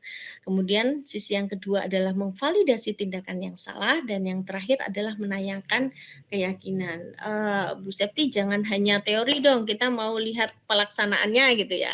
Nah, makanya di sini saya siapkan video supaya memberikan gambaran yang lebih jelas tentang penerapan tahapan segitiga restitusi ini. Semoga masih mengikuti ya Bapak Ibu. Sudah lama nggak ketemu Sarah? Kenapa hari ini ada di sini? Kesel Pak, kesel banget. Masa aku dikatain tukang fitnah Pak? Ya aku marah lah. Aku balik ngatain Eka di depan kelas. Kesel banget. Oh begitu. Ya pasti kamu marah dan kesal. Bapak juga akan marah apabila ada yang menuduh Bapak seperti itu. Kemudian pada saat itu kamu mau melakukan apa? Ya saya langsung ngatain Eka lah Pak. Kesel banget. Saya bentak-bentak dia depan teman-teman lain. Oh begitu. Pasti kamu melakukan seperti itu karena suatu alasan tertentu bukan? Iyalah, masa saya diam saja Pak? Ya saya bela diri lah. Masa saya dituduh tukang fitnah? Ya wajarlah. Mempertahankan harga diri itu sesuatu yang penting buat kamu. Untung kamu tidak bertindak lebih gegabah lagi. Hanya membentak-bentak. Iya Pak. Untung saya masih bersabar dan hanya membentak saja.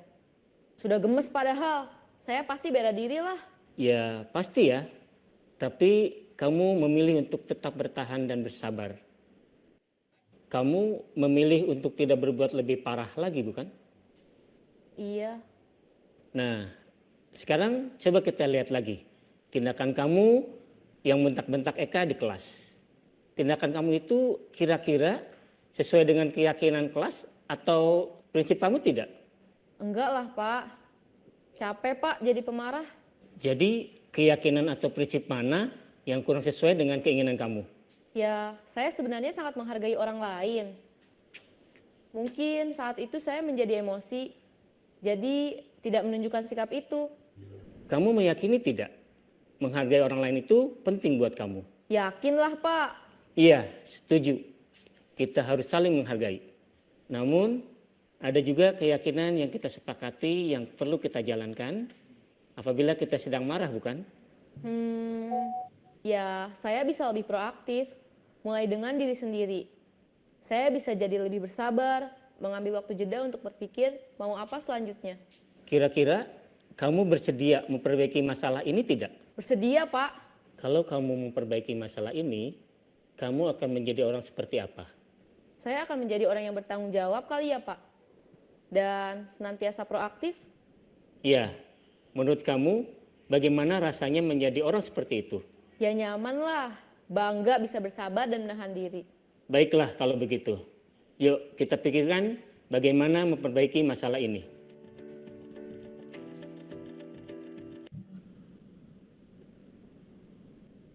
Oke, sebelum saya lanjutkan, sepertinya Pak Stiono raise hand. Pripun Pak Stiono, ada yang mau disampaikan, Bapak? Halo? Itu tadi tanya absen itu. Oh, oke, nanti insya Allah akan dibagikan Mas Riki ya, nanti di sesi. Oh sudah, ya. Oke, terima kasih. Ampun Bu Septi. Lanjut bagus kok. Oke, lanjut nggih. Nah, itu tadi gambaran yang sempurna gitu ya. Mungkin kalau nanti kita melaksanakannya ya tidak harus seperti itu gitu ya. Tapi kalau melihat bapaknya tadi kita jadi ingat siapa sih dari teman kita? Ada yang bisa menebak enggak? Pak Nur kayaknya ya. Kayak Pak Nur. Dani. Oh, Pak Dani. Wow. Wek, Iya, wek, gambaran wek, masa depan mungkin. Gambaran masa depan. Oke, kita akan bahas satu persatu ya. Sisi yang pertama adalah menstabilkan identitas. Di sini fungsinya untuk menggeser identitas gagal murid menjadi identitas sukses ya, karena murid kan sedang dalam masalah ya. Jadi awalnya dia gagal, tapi kita bisa menggesernya menjadi sukses dengan bagaimana? Dengan membuat kesalahan itu menjadi wajar dan merupakan bagian dari pembelajaran. Tadi Bapak Guru mengatakan saya akan melakukan hal yang sama kalau saya di posisi kamu gitu kan. Berarti ini membuat si murid ini tidak menanggung kesalahan sendiri. Kemudian kita bisa memperbaiki masalah ini. Yang penting itu harus dimunculkan potensi solusi. Kemudian kita bisa mengatakan saya tidak fokus pada kesalahan ini ya. Kesalahan ini menjadi tidak penting, tapi yang terpenting adalah bagaimana membuatmu menjadi seseorang yang lebih baik di masa depan. Jadi targetnya itu membuat perbaikan, bukan menghakimi kesalahan. Kemudian sisi yang kedua adalah validasi tindakan yang salah. Maksudnya ini bagaimana? Yaitu membuat siswa itu mengenali kesalahannya. Dengan apa? Dengan mengakui kebutuhan mereka. Seperti tadi ya, siapa namanya tadi, Sarah atau siapa tadi, dia kebutuhannya adalah membela diri ya, karena dia merasa harga dirinya diinjak-injak. Kita akui itu dulu ya. Bahkan kita berikan sedikit apresiasi supaya muncul motivasi dalam dirinya untuk melakukan perbaikan. Kata-kata yang bisa kita gunakan, kamu bisa saja ya memilih bertindak yang lebih buruk dari ini, tapi kan kamu memilih untuk tidak. Kamu bukan melakukannya tanpa alasan tertentu kan, sehingga murid akhirnya akan bisa mengungkapkan alasan dia, sehingga kita tahu kebutuhan apa yang harus dipenuhi. Mungkin kamu bisa mempelajari suatu perilaku baru yang lebih efektif. Maukah kamu mempelajarinya? Ini persis seperti yang dikatakan Bapak Guru tadi ya. Ada sebuah perilaku atau kebiasaan baru yang bisa kita lakukan ketika kita sedang marah. Akhirnya si murid bisa mengatakan, iya mungkin saya bisa mengambil jeda waktu, saya bisa menjadi lebih proaktif, itu tadi ya.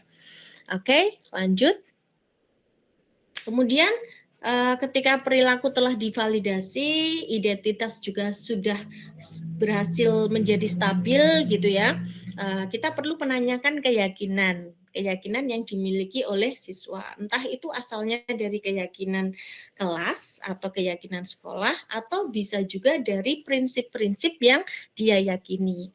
Saya percaya bahwa setiap dari kita termasuk murid kita itu memiliki hati nurani yang mengatakan atau menyerukan kebaikan-kebaikan universal gitu ya.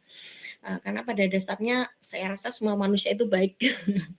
Nah, kata-kata yang bisa kita gunakan adalah sebagai murid di sekolah ini, apa yang kita yakini tadi ya, saling menghargai katanya Sarah gitu. Terus nilai-nilai apa saja yang telah kita sepakati. Ini kalau kita mau menggunakan perangkat keyakinan kelas. Terus ini juga sangat penting ya. Kamu ingin menjadi orang yang seperti apa? Saya jadi ingat pernyataannya Bu Erni tadi ya, merasa harus masuk tepat waktu itu karena dorongan hati. Karena kalau tidak melakukannya akan ada rasa nggak enak, ada rasa bersalah. Nah, ini maksudnya Bu Erni pengen menjadi orang yang menghargai dirinya sendiri dalam bentuk tanggung jawab masuk ke kelas tepat waktu tadi. Oke. Nah, yang harus sangat diperhatikan dalam melaksanakan segitiga restitusi adalah satu, perilaku yang salah perlu dikaitkan dengan nilai keyakinan yang dituju ya. Tadi Bapak Guru menanyakan keyakinan Sarah, akhirnya Sarah menjawab menghargai orang lain. Terus yang kedua, kesediaan dari yang berbuat salah untuk memperbaiki masalah. Nah, kita nggak bisa melakukan restitusi kalau yang murid yang kita tuju ini tidak tidak secara ikhlas atau tidak dengan sendirinya ingin melakukan. Jadi restitusi itu bukan sesuatu yang bisa dipaksakan seperti hukuman maupun konsekuensi. Kemudian yang ketiga, pemecahan masalah sebisa mungkin relevan dengan masalah. Kenapa? Karena ini akan membuat murid menjadi sadar bahwa perilakunya itu salah dan kesalahan itu harus ditebus dengan hal yang relevan gitu sehingga akan muncul tanggung jawab. Sedangkan yang nomor 4 adalah perlu adanya usaha perbaikan dari pihak yang berbuat kesalahan. Jadi restitusi itu tidak hanya berhenti pada menanyakan keyakinan ya. Kalau misalkan ada pihak yang dirugikan, maka kita harus mendorong murid untuk membuat tindakan perbaikan.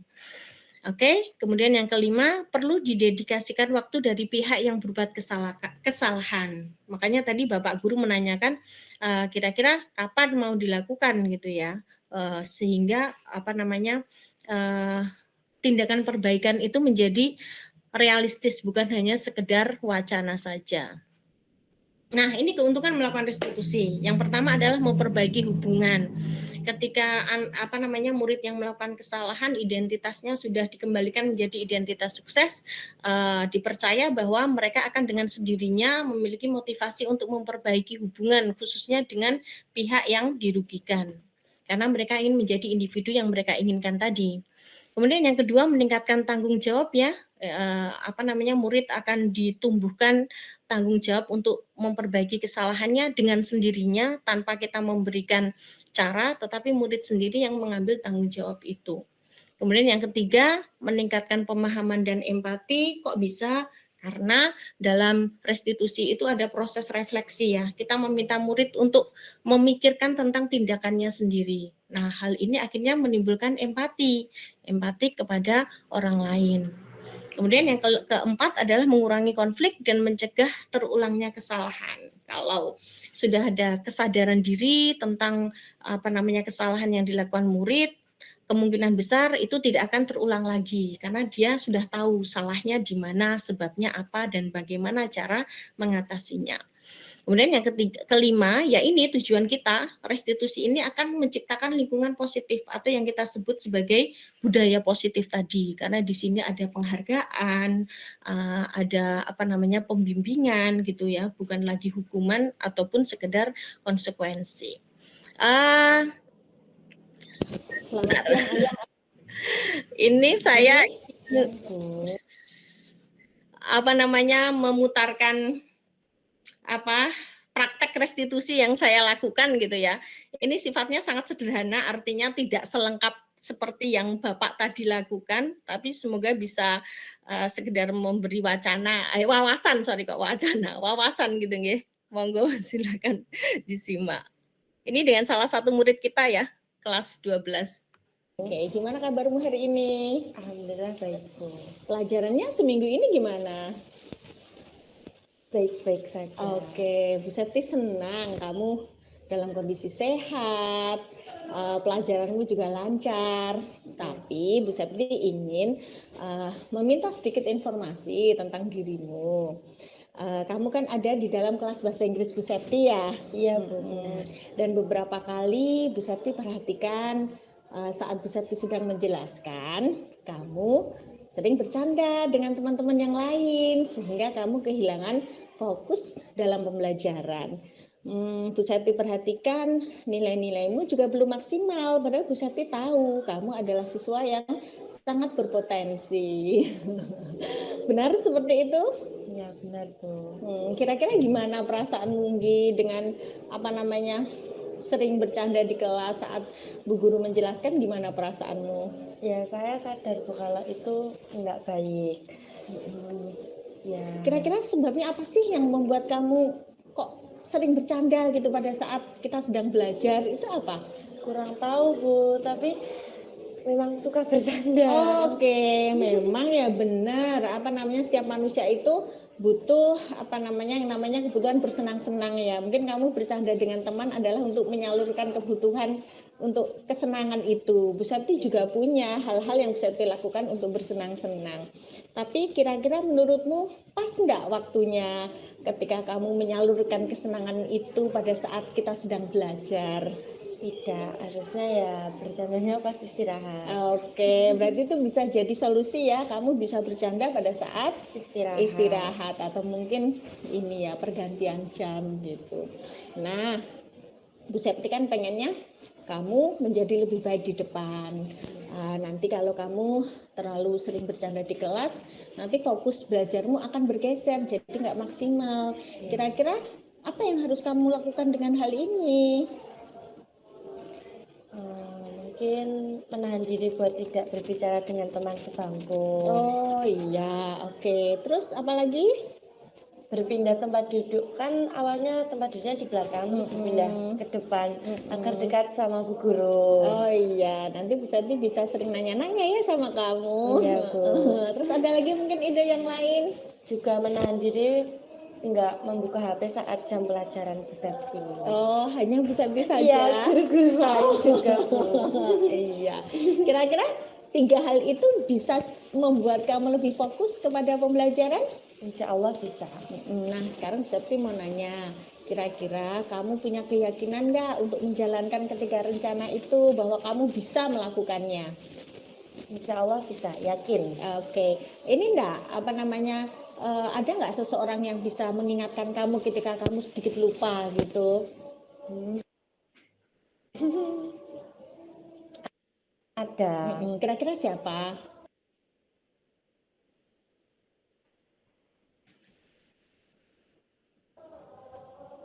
Bu Guru. Oh, berarti nggak apa-apa ya nanti kalau Bu Septi ingatkan. Anggi, main HP-nya ditunda dulu. Anggi, berbicaranya dikurangi gitu ya. Oke, sekarang kita sudah dapat solusi bagaimana kamu bisa lebih fokus kepada pelajaran. Bu Septi harap kamu bisa melaksanakan rencana itu dengan baik sehingga hasilnya menjadi lebih positif untuk diri kamu. Ya, Bu. Yakin ya bisa ya? Insya Allah yakin, Bu. Oke, terima kasih. Oke, itu contoh sederhana ya, belum sempurna. Saya yakin belum sempurna, banyak yang terlewat mungkin. Mungkin nanti Bapak Ibu guru bisa melakukan lebih baik lagi gitu ya. Selanjutnya apa ya? Agak lupa ini. Selamat siang Anggi. Ini saya minta murid untuk berefleksi. Artinya setelah melakukan restitusi itu apa sih yang dia dapat, apa yang dia rasakan gitu ya. Mungkin juga layak untuk didengarkan karena setelah ini sudah selesai materi saya. Ya, Bu. Oke, gimana kabarmu hari ini? Alhamdulillah baik, Bu. Pelajarannya seminggu ini gimana? Sorry kayaknya saya salah menempatkan apa ya?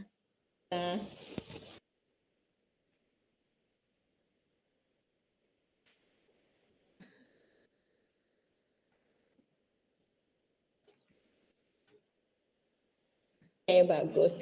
Terus gimana kira-kira efektivitas dari solusi kamu itu? Saya jadi lebih mudah untuk. Oke, Anggi, terima kasih ya kamu sudah berhasil. Oke, Anggi, terima kasih ya kamu sudah berhasil menjalankan proses restitusi. Sekarang Bu Septi pengen tahu gimana tanggapanmu tentang proses yang baru saja kita jalani. Menurutmu gimana? Ya, saya merasa senang, puas. Karena saya bisa mencari solusi masalah saya sendiri. Oke, bagus. Terus gimana kira-kira efektivitas dari solusi kamu itu? Saya jadi lebih mudah untuk menjalaninya karena itu kan yang nyari kamu sendiri ya? Iya gitu Bu, yang nyari kan solusinya saya sendiri. Oh ya, oke. Ini yang terakhir, proses restitusi ini bikin kamu jadi bagaimana sih? membuat saya jadi lebih percaya diri karena kan saya bisa menemukan solusi masalah saya sendiri. Berarti nanti ketika kamu punya masalah, kamu bisa mengembalikan ke dirimu lagi. Iya. Kalau aku menghadapi seperti ini, apa sih yang harus aku lakukan gitu ya. Oke, Betul. makasih ya Anggi. Ya, Ketemu sama-sama, di Bu. kelas. Oke. Itu refleksi dari murid kita. Mungkin Bapak Ibu kenal ini murid kita. Dan demikian. Sekian dan terima kasih. Banyak kekurangan saya ucapkan permintaan maaf saya. Saya kembalikan kepada moderator ya. Mungkin kalau masih ada waktu, siapa tahu kita mau ada yang didiskusikan. Monggo Mas Riki.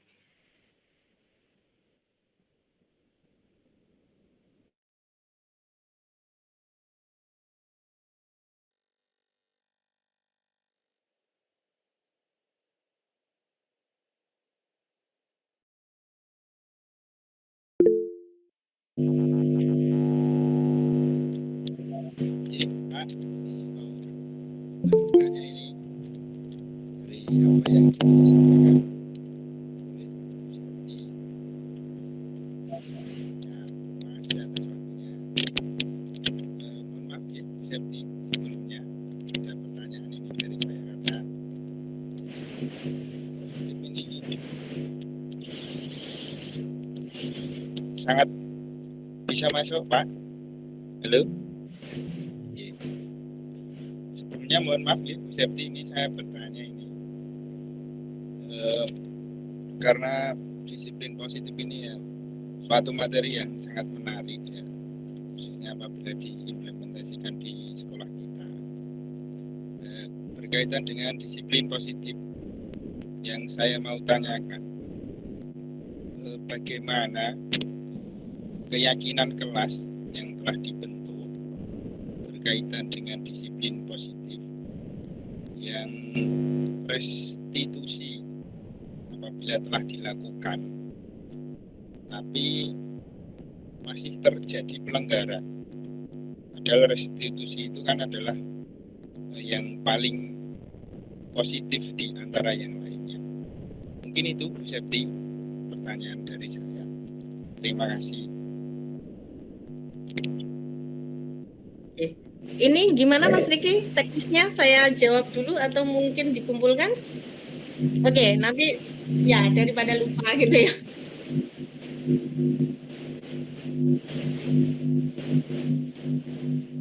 Oke, saya jawab Pak Rahmat dulu ya. Ini sangat menarik ya. Kita sudah melakukan usaha restitusi gitu ya. Mungkin sudah sampai mendapatkan solusi. Murid itu bisa mencari solusi untuk masalahnya sendiri. Tapi ternyata di kemudian hari tetap ada pelanggaran gitu ya. Terus kita gimana? Mau kita restitusi lagi, bolak-balik gitu ya. Sebenarnya ini kondisi ideal yang bisa kita terapkan di sekolah ya. Artinya restitusi menjadi solusi akhir perubahan perilaku siswa. Tapi pada kenyataannya karena dinamika perilaku anak itu sangat tinggi gitu ya, bisa jadi tetap ada pelanggaran. Nah, kalau hal ini memang akhirnya terjadi, ya sebisa mungkin kita tingkatkan ke respon berikutnya ya, mungkin ke konsekuensi ya, karena saya yakin yang namanya peraturan itu pasti ada responnya ketika ada pelanggaran. Nah, kita ambil posisi konsekuensi, jangan sampailah kita menghukum gitu ya, karena tadi menghukum itu benar-benar menyakiti gitu, tidak ada proses perbaikan gitu ya, terus pokoknya benar-benar merugikan gitu. Nah, melalui konsekuensi ini kita bisa memberikan kesadaran kepada siswa bahwa dalam kehidupan itu ada hal yang harus kita hadapi ketika kita mengambil pilihan gitu ya. Artinya ini akan menjadi pembelajaran untuk dia. Selain itu mungkin kita bisa melibatkan, kalau memang restitusi dari guru sudah tidak memberikan efek pada anak, kita kita bisa melibatkan orang tua juga sih ya, karena budaya positif itu bisa merangkul keluarga juga, karena keluarga itu kan asal murid itu berasal ya, nilai-nilai yang murid punya itu sebagian besar akan berasal dari keluarga ya. Oleh karena itu nggak ada salahnya kita libatkan keluarga, kita bicarakan, kita diskusikan kira-kira anak ini kebutuhan dasar apa sih yang tidak terpenuhi. Saya yakin orang tua akan melakukan yang terbaik untuk anak-anaknya.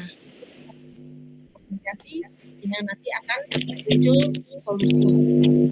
Harus kita berikan kepada sang anak. Ketika sang anak tidak bisa melakukan restitusi untuk dirinya sendiri, ya kita tetap harus terlibat lah Pak, begitu.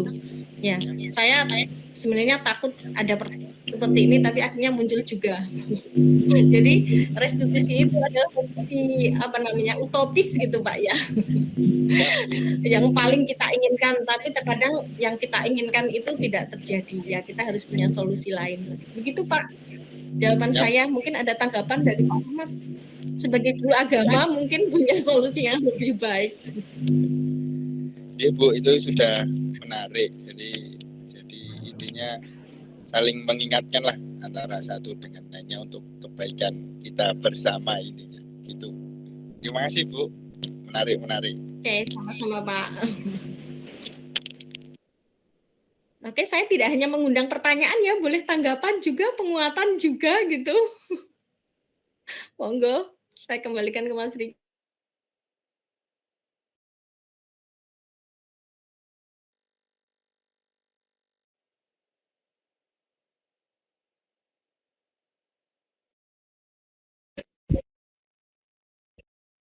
Oke. Assalamualaikum warahmatullahi wabarakatuh. Waalaikumsalam Sebenarnya tadi warahmatullahi wabarakatuh. mau kabur tadi, cuma sudah dipanggil lagi. Oke, saya bertanya ini Bu. Saya ini Bu punya masalah dari segi apa, mungkin disiplin atau sikap lah ya di kelas itu. Ada seorang anak itu kebiasaannya tuh selalu ngobrol terus, ngomong terus itu kan. Padahal sudah diingatkan. Malahan kawan sebangkunya itu dan sekitarnya itu sudah agak gelabakan menghadapinya itu. Cuma walaupun sudah diingatkan masih saja begitu. Sepertinya faktor dari sononya itu Bu.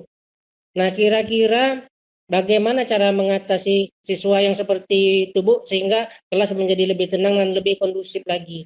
Saya ini orangnya kalau karakternya itu katakanlah jarang marah atau keras dengan anak itu. Jadi kalau bisa jangan sampai ada sanksi-sanksi yang berat, tapi anak itu bisa didiamkan, ditertibkan. Nah itu saja Bu, mohon solusinya. Terima kasih. Assalamualaikum. Waalaikumsalam warahmatullahi wabarakatuh. Bapak Antoni sebelumnya boleh memperkenalkan diri dari sekolah mana? Kayaknya tidak ya, dari mohon maaf. SMK Matas ya. Ya, saya dari SMP Negeri Namoku, Sumatera Selatan Bu. Oh, nggih Pak, jauh sekali nggih. Ya. Terima Izin ikut kasih sudah belajar ya Bu, bergabung. izin ikut belajar. Ya. Oke, tadi saya sangat menghargai Bapak mendefinisikan dirinya sebagai guru yang tidak suka marah gitu ya. Ini merupakan langkah awal untuk menerapkan budaya positif ya. Karena sebenarnya tidak ada baik-baiknya menjadi guru yang galak, itu menurut saya nggak ada baik-baiknya. Yang ada anak malah jadi antipati kepada kita gitu. Bahkan setelah lulus dari sekolah pun.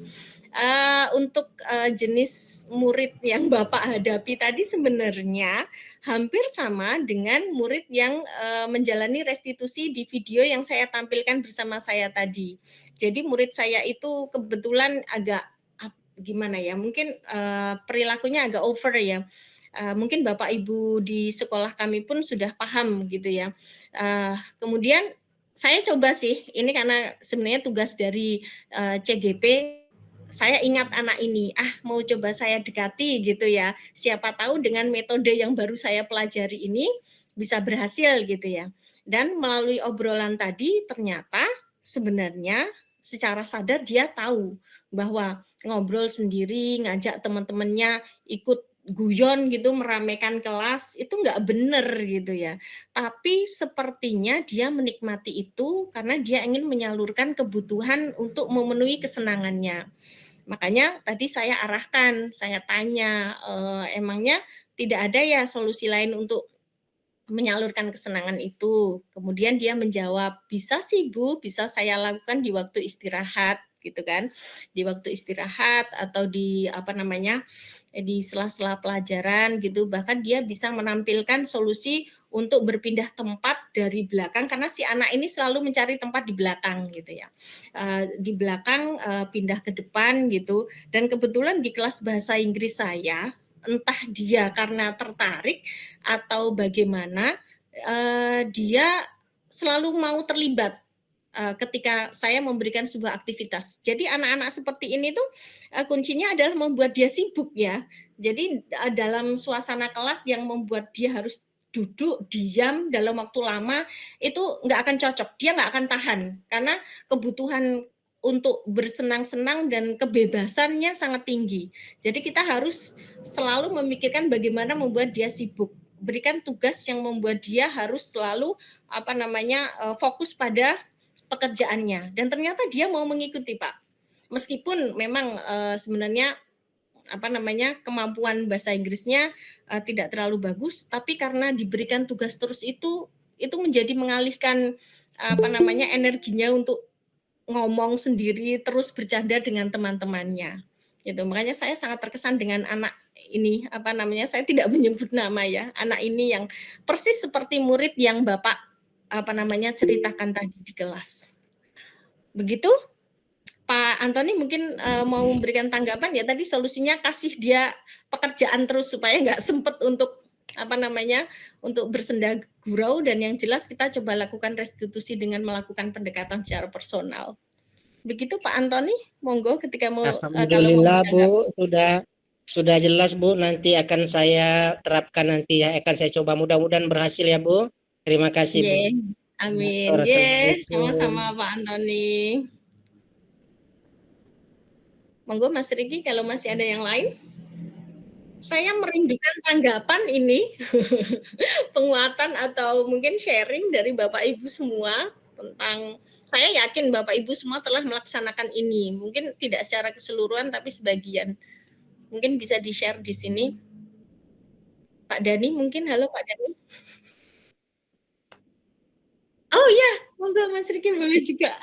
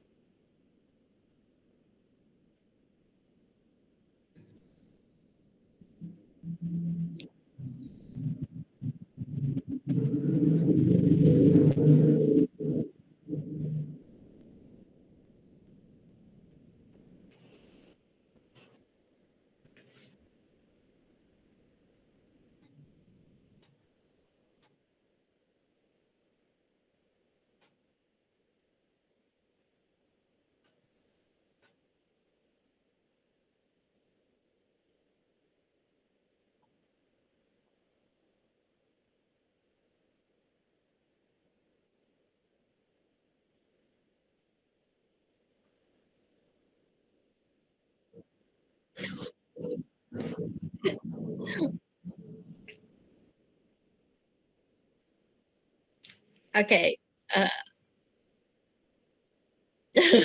ya, oke. Saya melihat fenomena ini sih ya, mungkin Mas Riki sudah agak jauh generasinya dengan saya ya.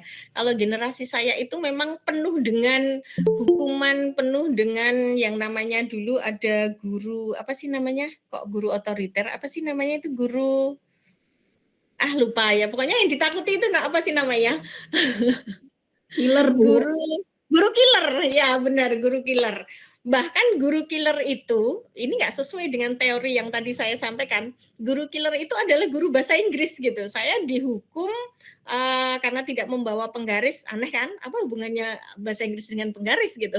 Saya nggak bawa penggaris dan saya dihukum untuk berdiri di pojok kelas selama, jam pelajaran berlangsung gitu ya. Dan itu ternyata tidak membuat saya nggak suka bahasa Inggris, bahkan sekarang saya jadi guru bahasa Inggris gitu ya. Tapi saya rasa gitu ya, kenapa sampai muncul teori-teori semacam itu karena memang perkembangan ya. Artinya ilmu pengetahuan itu kan dinamis ya. Kita melihat sebuah fenomena, kemudian ada reaksi dari dunia ilmu pengetahuan, baik itu berupa sains atau sosial gitu. Nah, akhirnya muncul restitusi ini dan antipati terhadap hukuman, itu mungkin juga memperhatikan karakter generasi. Ya, karakter generasi kita memang sekarang kalau dikasih hukuman itu kemungkinan tidak akan efektif. Saya yakin itu sudah melalui sebuah penelitian gitu ya. Dan kenyataannya teori-teori pendidikan seperti ini telah berhasil diterapkan di negara-negara maju. Terus kenapa di negara kita kok kayaknya kurang efektif? Mungkin karena kurang ini ya Pak, kurang gerakan bersama itu apa sih namanya? Sinkronisasi dengan semuanya, semua pihak gitu. Karena ada yang sudah melakukan, ada yang enggak, akhirnya melihat murid melihat itu sebagai sebuah ketidakseragaman dan akhirnya tidak meyakini itu adalah sebuah hal yang benar gitu. Di satu sisi ada guru penghukum, di sisi lain ada guru yang mereka anggap lebih lunak karena tidak menjalankan hukuman. Itu kan akhirnya membuat perlakuan menjadi tidak konsisten. Sedangkan tadi Pak Riki sepertinya nada-nadanya teori-teori itu bikin anak-anak jadi lunak gitu ya. Kalau saya nanti ini kebebasan untuk berpendapat ya. Kalau saya berpikir itu karena kita pelaksanaannya saja yang belum sempurna. Artinya anak-anak itu menjadi kuat ketika kita menguatkan nilai mereka. Ketika mereka menjadi lunak, kemungkinan besar penerapan nilai itu belum terlalu kuat gitu loh.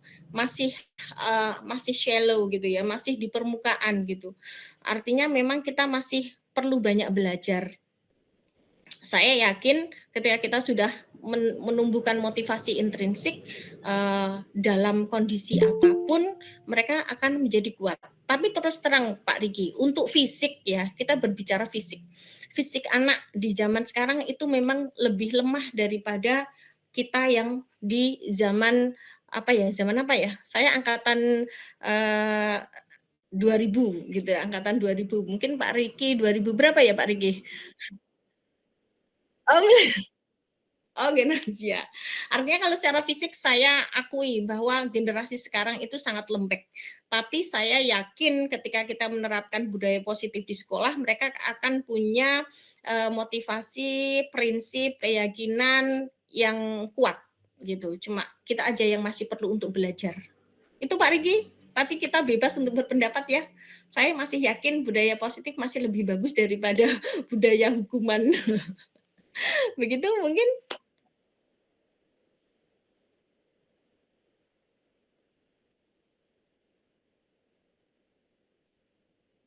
Iya. Nah. Maaf Pak Riki, itu Pak Setiono raise hand itu mungkin apakah mau Itu tadi kan restitusi untuk anak yang ramai sendiri, tapi untuk restitusi bagi siswa yang dirugikan, yang diajak ngobrol atau diusili gimana Bu? Oh, jadi kalau yang diajak, maaf saya langsung jawab ya Bapak. Kalau yang diusili itu berarti bukan pelanggar ya, berarti dia adalah korban.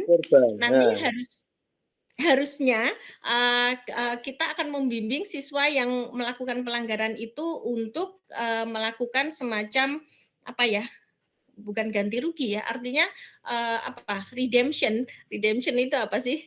Ngasih balik perbaikan gitu kepada yang dirugikan itu. Memang dalam tahapan restitusi juga sangat disarankan ketika ada pihak yang dirugikan, siswa yang melakukan pelanggaran itu harus memikirkan sendiri bagaimana cara dia memperbaiki kerugian yang disebabkan dia, sehingga hubungan dia dengan yang dirugikan itu akan kembali lagi menjadi positif.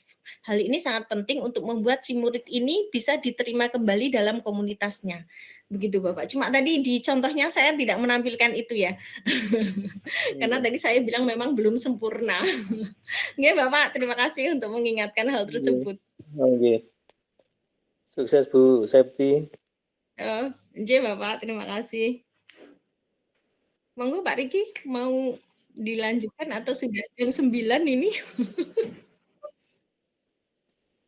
Iya.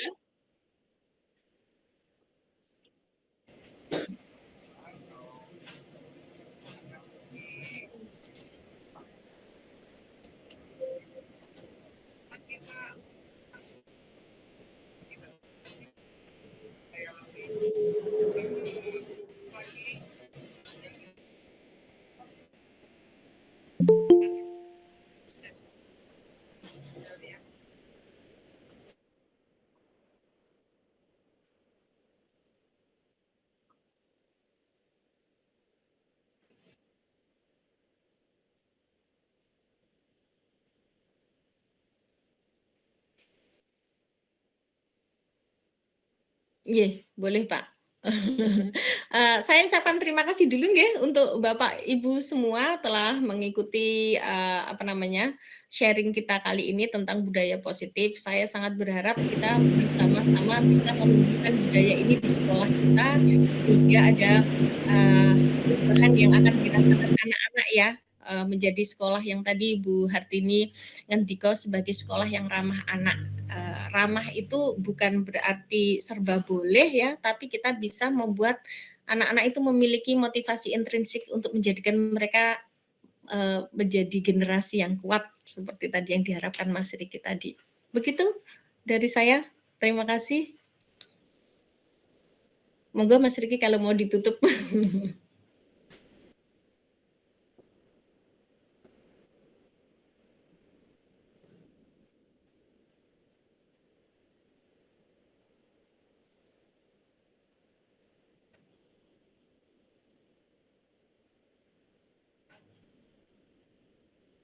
Nggih.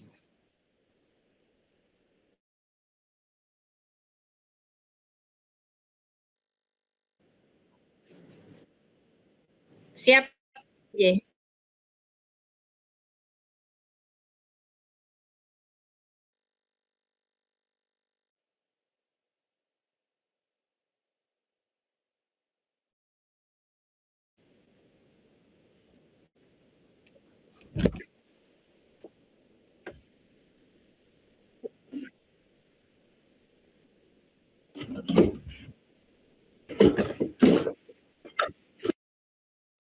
Waalaikumsalam warahmatullahi wabarakatuh. Terima kasih semuanya Bu.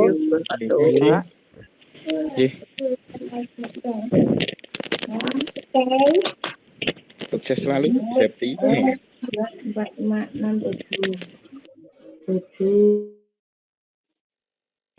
Izin lab ngelayat.